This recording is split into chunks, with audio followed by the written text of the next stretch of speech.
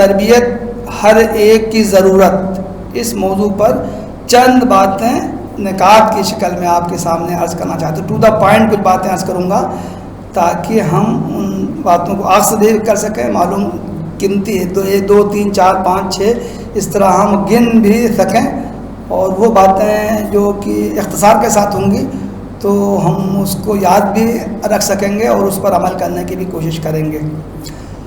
میری گفتگو کا سب سے پہلا بنیادی اولین نقطہ ہے کہ جب ہم تربیت کا لفظ بولتے ہیں تو اس سے مراد کیا ہوتی، تربیت کے معنی کیا ہیں، اس کے لفظی معنی کیا ہیں، اور اس سے تربیت کو جب ہم ایک اصطلاح ایک ٹرم کے حیثیت سے لیتے ہیں تو اس سے ہم کیا مراد لیتے ہیں. تو یہ تربیت عربی زبان کا لفظ ہے اور اس کے معنی میں داخل ہیں. تربیت کے معنی ہیں کچھ بڑھاوا ہونا، اضافہ ہونا اور پالنا پوسنا، اس طرح کے معنی اس میں پائے جاتے ہیں. تو چنانچہ اس معنی میں قرآن کریم میں کئی آیتوں میں یہ لفظ استعمال ہوا. اس معنی میں مثال کے طور سے سود، ہم سب جانتے ہیں کہ سود کا مطلب ہوتا ہے کہ کسی آدمی نے 5,000 روپے ادھار لیے تو اس کو واپس کرنا ہے 5,500 یا 6,000 روپے کو واپس کرنے ہیں. تو اضافہ کر کے جو چیز واپس کی جاتی ہے اس کو عربی زبان میں ربا کہتے ہیں، اور ربا کو ہم اردو میں سود کہتے ہیں. تو ربا کے لفظی معنی ہی یہی ہوئے کہ اس میں کچھ نہ کچھ بڑھاوا، جتنا آدمی لیتا ہے اس کو جب واپس کرنا ہوتا ہے تو اس میں لازمی طور سے اضافہ کر کے اس کو واپس کرنا ہوتا ہے. تو شریعت میں یہ بات کہی گئی ہے کہ اگر یہ طے کر لیا جائے کہ ہم اتنا لے رہے ہیں، اس کو اتنا بڑھا کے دینا ہے، تب تو وہ حرام ہے. لیکن اگر طے نہ کیا جائے، جس شخص نے کسی سے ادھار لیا ہو، 5,000 روپے ادھار لیے ہوں، اس نے اس کو اپنا کام چلایا ہو، چاہے تجارت کی ہو، جو کچھ کیا ہو، جب وہ واپس کرے تو اگر وہ اپنی خوشی سے واپس کرے، اس میں کچھ اضافہ کر کے دے تو وہ حرام نہیں ہے، بلکہ حدیث میں اس کی ترغیب دی گئی ہے کہ اگر آدمی کسی سے کچھ ادھار لے تو اس میں اگر وہ اضافہ کر کے دے تو اچھی چیز ہے. اللہ کے رسول صلی اللہ علیہ وسلم کے بارے میں ثابت ہے کہ آپ کسی سے کچھ لیتے تھے تو اس کو بڑھا کے ادا کرنے کی کوشش کرتے تھے. تو خلاصہ یہ کہ عربی زبان میں جو ربا کا لفظ ہے اس میں اضافہ کے معنی ہی پائے جاتے ہیں، اور اس تعلق سے قرآن کریم میں یہ لفظ کئی بار آیا ہے. اسی طرح جو تربیت کا بھی لفظ قرآن میں آیا ہے، چنانچہ یہ دعا دکھائی گئی ہے کہ کسی شخص کے ماں باپ ہوں، وہ بڑھاپے کو پہنچیں تو آدمی کو اپنے ماں باپ کی خدمت کرنی چاہیے، ان کے سامنے اف نہیں کرنا چاہیے اور اللہ تعالیٰ سے دعا کرنی چاہیے. تو دعا میں یہ بات کہی گئی ہے وَقُلْ رَبِّ ارْحَمْهُمَا كَمَا رَبَّيَانِي صَغِيرًا، اور آدمی یہ دعا کرے کہ اے اللہ تو ان کے دونوں پر رحم کر جس طرح کی جب میں چھوٹا سا تھا ان لوگوں نے میری تربیت کی تھی، مجھے پال پوس کے بڑا کیا تھا. اسی طرح قرآن کریم کی ایک آیت ہے موسیٰ علیہ السلام اور فرعون کے بارے میں آیا ہے کہ جب موسیٰ علیہ السلام، ہم سب جانتے ہیں کہ موسیٰ علیہ السلام کی پرورش جب وہ چھوٹے تھے فرعون کے دربار میں ہوئی تھی. تو جب وہ بعد میں پیغمبر بنائے گئے اور فرعون کے دربار میں وہ پہنچے، اللہ تعالیٰ کے سامنے کیا ہوگا جو پیغام پیش کیا، تو فرعون نے کہا کہ تو جب چھوٹا سا تھا، بچہ تھا، تو ہم نے تیری پرورش کی تھی. قال الم نربک فینا ولیدا ولبست فینا من عمرک سنین، جب تو بچہ سا تھا، تھوڑا تھا، تو تیری پرورش تو دربار میں ہوئی تھی. تو گویا کہ تربیت کے لفظ کے معنی ہی ہیں بڑھاوا دینا، اضافہ کرنا، پال پوس کے بڑا کرنا. عربی زبان میں تربیت ہی کے معنی میں تزکیہ کا بھی لفظ استعمال ہوتا ہے، وہ ہمارے درمیان اس لفظ کا استعمال خوب ہوتا ہے. دوسرے نقطہ میں یہ بیان کر رہتا ہوں کہ ہم غور کریں کائنات میں ہر چیز جو پائی جاتی ہے وہ لازماً اس میں اضافہ ہوتا ہے، گروتھ ہوتی ہے، بڑھوتری ہوتی ہے، سوائے جمادات کے. کنکر، پتھر، پہاڑ، یہ جو جمادات ہیں ان میں تو کوئی اضافہ نہیں ہوتا ہے.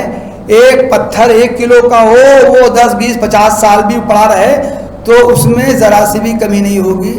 ٹوٹ پھوٹ کے نتیجے میں کچھ وہ ہلکا تو ہو جائے گا لیکن وہ مزید بھاری ہو گیا ہو, وہ مزید بڑا ہو گیا ہو, یہ ایسا نہیں ہوتا ہے. جو پہاڑ ہم دیکھتے ہیں پہاڑ کا جو سائز ہوتا ہے وہی سائز رہتا ہے. ایسا نہیں ہوتا ہے کہ اس میں کچھ اضافہ ہوتا ہو, بڑھوتری ہوتی ہو.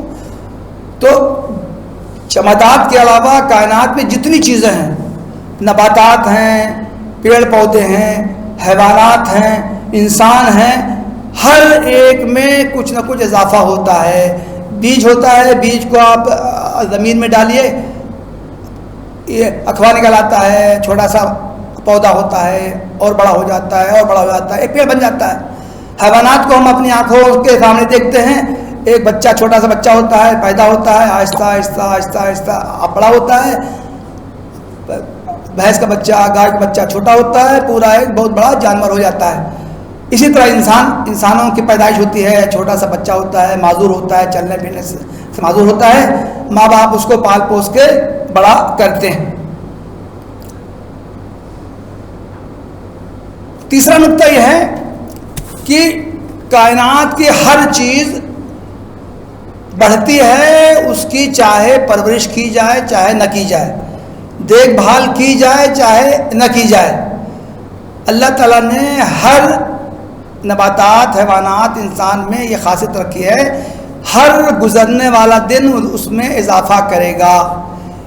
لیکن اگر اس کی تربیت کی جائے, اس کی دیکھ بھال کی جائے تو اس کی تربیت اچھی طرح ہوگی, اور اگر اس کی دیکھ بھال نہ کی جائے تو بھی بڑھے گا. اس کی فطرت میں ہے بڑھنا, اضافہ ہونا اس کی فطرت میں ہے, لیکن وہ اس طرح نہیں بڑھے گا جس طرح کی وہ پودا یا وہ جانور یا وہ انسان جس طرح اس کے بڑھے گا کہ اس کی خوب دیکھ بھال ہوگی, اس طرح وہ نہیں بڑھے گا.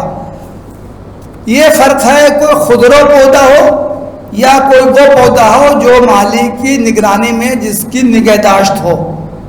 اسی طرح آپ وہ تصور کیجئے, جنگل میں جھاڑیاں ہوتی ہیں, جھنکھاڑ ہوتے ہیں, پودے ہوتے ہیں, درخت ہوتے ہیں. جنگل میں جس طرح ان سب کی پرورش ہوتی ہے, کسی درخت کی کوئی ٹہنی ٹیڑھی ہو گئی تو وہ ٹیڑھی چلی جا رہی ہے. ہر طرح کے کانٹے دار چیزیں ہوتی ہیں, اگتی ہیں.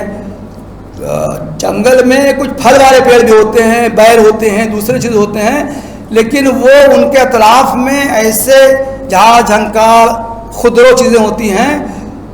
اور اس کے مقابلے میں آپ تصور کیجئے کسی خوبصورت پارک کا آپ تصور کیجئے کہ جس میں جو پودے لگائے گئے ہیں, شروع سے پودے لگائے جانے کے بعد ہی سے اس کی نگہداشت کی گئی ہو, شروع سے کھاد دی گئی ہو, جو ادھر ادھر جو ٹہنیاں بکھر رہی ہوں ان کی کاٹ چھانٹ کی گئی ہو, وہ کتنا خوبصورت منظر پیش کرتی ہیں.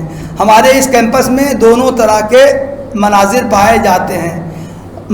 میں جس جگہ پہ رہتا تھا وہاں ہم نے ایک آم کا پیڑ لگایا, چھوٹا سا پودا تھا, آم کھا کے اس کی گٹھلی ڈال دی.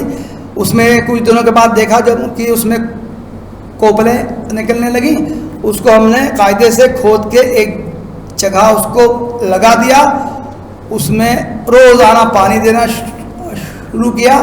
میرے گھر کے پڑوس میں سابق جماعت رہتے تھے, تو ہماری خالہ جو تھیں وہ روزانہ پابندی سے اس میں پانی لا کے ڈالا کرتے تھے. 3 سال ہم نے دیکھا کہ اس میں اچھے خاصے آم آ گئے تھے. میں نے کئی جگہ پر امرود کا پیڑ لگایا, لیمو کا پیڑ لگایا. ان پیڑوں میں ماشاءاللہ پھل آنے شروع ہو گئے. اسی کیمپس میں کتنے درخت ہیں, پیڑ ہیں جو خضرو ہیں, اگ جاتے ہیں, اگ گئے ہیں, اس کی کسی نے کوئی دیکھ بھال نہیں کی. ان کی وہ حالت نہیں ہوتی ہے جیسے کہ اس پیڑ کی ہوتی ہے جس کی نگہداشت کی گئی ہو, دیکھ بھال کی گئی ہو اور اچھی طرح ان کو اگانے کی کوشش کی گئی ہو. اس گفتگو سے آپ سمجھ سکتے ہیں کہ تربیت ضروری ہے, کسی چیز کی نگہداشت ضروری ہے, اور جس چیز کی نگہداشت کی جائے گی, دیکھ بھال کی جائے گی,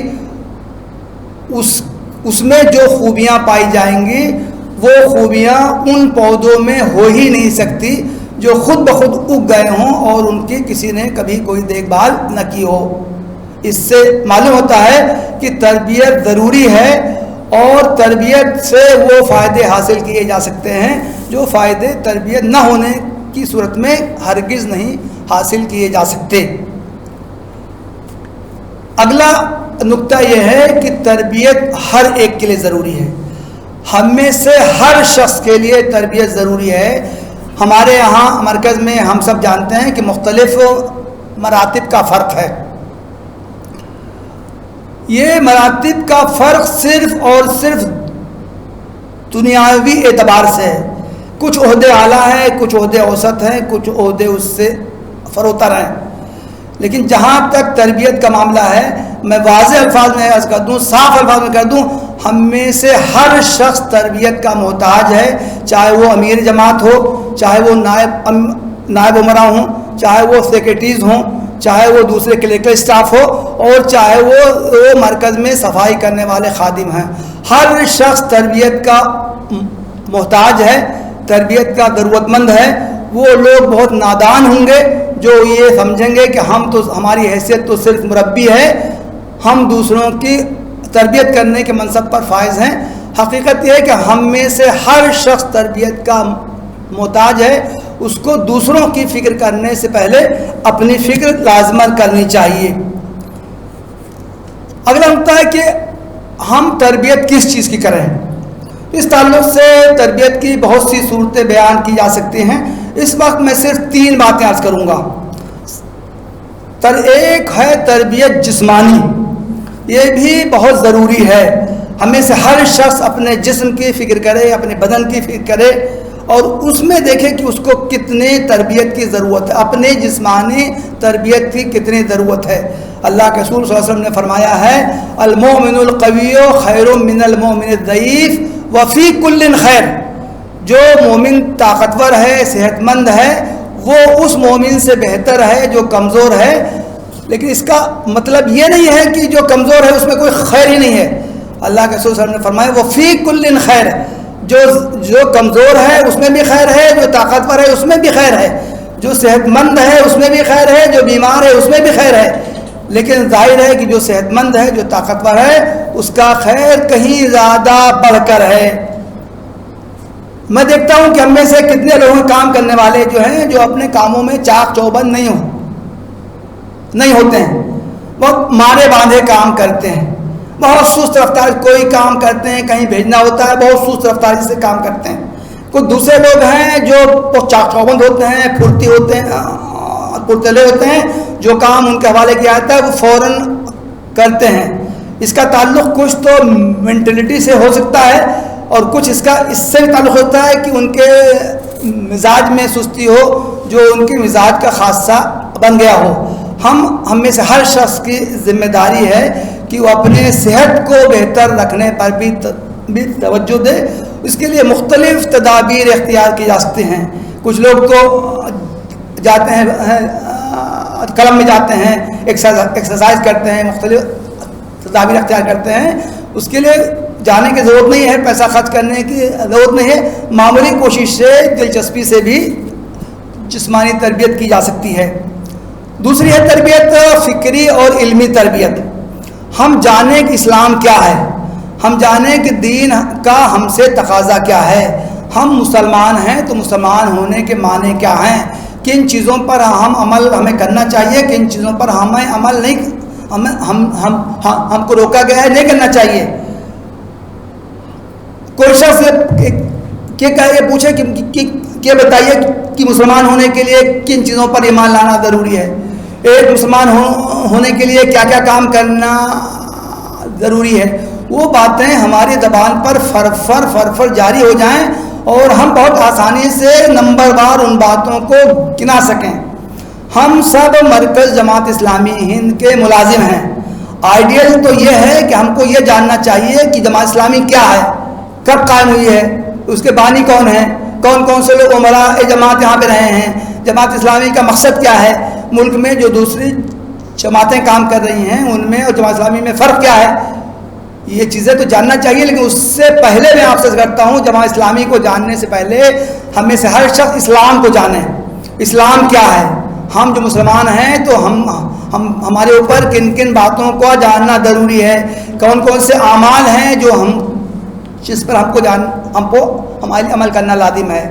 اور تیسری چیز ہے جس کو ہم کہتے ہیں روحانی تربیت۔ روحانی تربیت کا مطلب ہو کہ اللہ جو چیزیں ہم جانتے ہیں لازماً ہم اس پر عمل بھی کریں، ہمارا ہر عمل ہم کو اللہ تعالیٰ سے قریب کرنے والا ہے۔ مثال کے طور سے ہم کو معلوم ہے کہ قرآن اللہ تعالیٰ کی کتاب ہے، ہم کو معلوم ہے کہ قرآن کی تلاوت کرنی چاہیے، لیکن کیا ہم روزانہ قرآن کی تلاوت کرتے ہیں؟ ہم صرف اگر قرآن پڑھتے ہیں تو کیا صرف بغیر سمجھے بوجھے پڑھ لیتے ہیں، یا ہم یہ بھی جاننے کی کوشش کرتے ہیں کہ قرآن اگر اللہ تعالیٰ کا کلام ہے، اللہ تعالیٰ کا اس میں ہم سے خطاب ہے، تو اللہ تعالیٰ نے قرآن کریم میں کیا باتیں کہی ہیں اور کیا باتیں کن کاموں سے ہم کو روکا ہے؟ تو یہ تربیت کی جو تیسری شق ہے وہ ہے روحانی تربیت۔ ہر شخص اللہ تعالیٰ سے قریب ہونے کی کوشش کرے، وہ کام کرے جو اس کو اللہ تعالیٰ سے قریب کرے، اور ان کاموں سے وہ رکنے کی کوشش کرے جن سے کہ اللہ تعالیٰ نے اس کو روکا ہے، جو اس کے ایمان کے منافی ہیں۔ ایک بات اس موقع پہ میں آپ حضرات کے سامنے یہ عرض کر دوں، اس معاملے میں بھی کسی طرح کی کوئی تفریق نہیں ہے۔ دنیا میں جو سماجی مراتب ہیں وہ صرف اس دنیا ہی کی حد تک ہیں، آخرت میں کون شخص اللہ تعالیٰ سے کتنا قریب ہوگا، اس دنیا میں کیے جانے والے اعمال کی روشنی میں اللہ تعالیٰ کے ہاں کون شخص کتنا اجر کا مستحق ہوگا، یہ ہم اس کے دنیاوی حیثیت سے، دنیاوی اسٹیٹس سے اس کا اندازہ نہیں لگا سکتے۔ ایک حدیث میں ہے اللہ کے رسول صلی اللہ علیہ وسلم نے فرمایا، ربا اغبرا اشعثا لو اقسم علی اللہ لبرہ۔ اس دنیا میں کتنے لوگ ایسے ہیں جن کے بال بکھرے ہوئے ہیں، جن کے کپڑے گندے ہیں، دیکھنے والے ان کو اچھی نظر سے نہیں دیکھتے کہ ان کی سماجی حیثیت نہیں ہے، لیکن وہ ایسے ہوتے ہیں اللہ تعالیٰ کی بارگاہ میں ان کا اتنا عظیم الشان مقام ہوتا ہے کہ اگر وہ کسی بات کی قسم کھا لیں کہ یہ تو ہر حال میں ہو کر رہے گا، تو اللہ تعالیٰ بھی ہر حال میں اس کو، اللہ تعالیٰ عہد کرتا ہے کہ ہر حال میں وہ اس کو پورا کر کے رہے گا۔ کتنی احادیث آئی ہیں جس میں کہ اللہ کے رسول صلی اللہ علیہ وسلم نے مومن بندوں کی اوصاف بیان کیے ہیں، اور اس میں وہ اوصاف بیان کیے گئے ہیں کہ جن اوصاف کو لوگ اس دنیا میں خاطر ہی میں نہیں لاتے ہیں، لیکن سماجی طور سے اتنے حقیر سمجھے جانے والے لوگ بھی اللہ تعالیٰ کی بارگاہ میں بہت زیادہ قدر رکھتے ہیں۔ آخری بات میں یہ عرض کرنا چاہتا ہوں کہ تربیت کے لیے یہ ضروری ہے کہ ہم کو احساس ہو کہ ہماری تربیت کی ضرورت ہے۔ احساس بہت زیادہ ضروری، اگر ہمیں احساس ہی نہ ہو کہ ہماری تربیت کی ضرورت ہے، لازماً ہم ایک قدم بھی آگے نہیں بڑھ سکتے۔ ہمیں احساس ہونا چاہیے کہ ہماری تربیت کی ضرورت ہے، احساس کے ساتھ ساتھ لازماً ہمیں اپنا احتساب کرنا چاہیے۔ احتساب کا مطلب ہے کہ ہم لازماً روزانہ یہ دیکھیں کہ ہم نے آج کا دن کیسا گزارا ہے۔ اس تعلق سے بھی ایک بات، یہ بہت اہم بات ہے، انسان کا مزاج یہ ہے کہ وہ ایک حالت پر نہیں رہ سکتا، یا تو اس میں اضافہ ہوگا یا اس میں کمی ہوگی۔ ٹھیک یہی معاملہ دینداری کا بھی ہوتا ہے۔ ایسا نہیں ہے کہ دینداری ہماری اسٹیبل ہوگی، نہیں، یا تو ہمارے دینداری میں اضافہ ہوگا، ہم دین کی باتیں جانیں گے، ہم دین کے کاموں پر عمل کریں گے، جن کاموں سے روکا گیا ہے ان کاموں سے ہم رکیں گے، یا تو ہمارے اس میں اضافہ ہوگا یا ہمارے اس میں کمی آئے گی۔ لازماً جس طرح ایک دکاندار کامیاب ہوگا جو روزانہ اپنا حساب کرے، دکان کو بند کرتے وقت وہ حساب کرے آج میری بکری کتنی ہوئی ہے، کتنا سامان فروخت ہوا ہے، کتنا پیسہ آیا ہے، وہ اس کا حساب کرے، یہ دیکھے کہ آئندہ ہم دکان میں کون کون سا سامان لائیں گے تاکہ ہماری اور فکری ہو۔ وہ دکاندار ناکام ہوگا جو کہے جو کچھ ہو گیا ٹھیک ہے، ہماری تجوری ہی میں تو پیسہ ہے، ہمارے گلک ہی میں تو پیسہ ہے، جو ہے لے آئیں گے، حساب کتاب وہ نہ کرے۔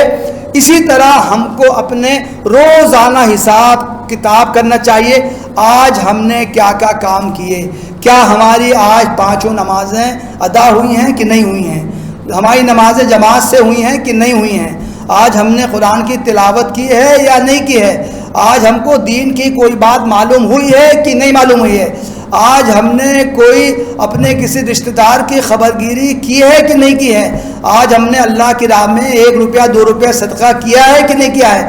ہم 5 6 7 8 10 پوائنٹ بنا لیں، روزانہ سوچنے کے وقت احتساب کریں، چاہے ہم نے وہ کام کیا ہو یا نہ کیا ہو، ہم صرف سوچ ہی لیں کہ ہم نے کیا کیا ہے، کیا نہیں کیا ہے۔